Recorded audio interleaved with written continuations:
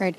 The latest version of the Paris rulebook is now emerging in parts, and there's a plenary meeting that is expected to take place at noon today when countries are expected to adopt this rulebook, the implementing guidelines of the Paris Agreement. And it seems like countries have agreed on these rules, including China, who had emerged as a hardliner during the negotiations, asking for more flexibility.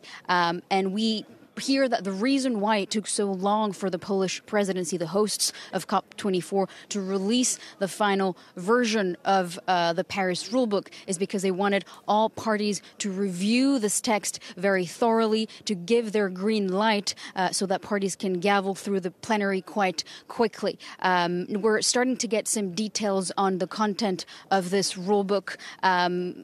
All countries will be subject to the same rules.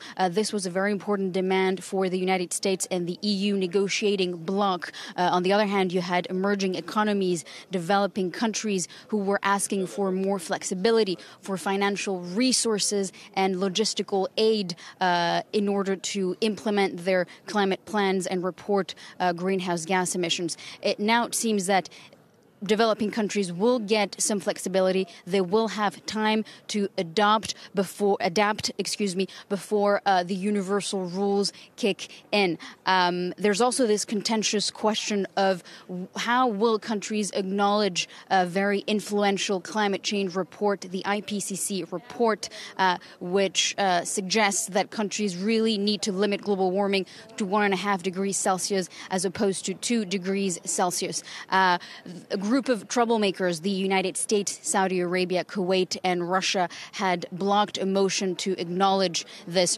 report. So we are expecting this plenary meeting at noon today, but that doesn't mean that some last-minute drama can emerge here in Katowice.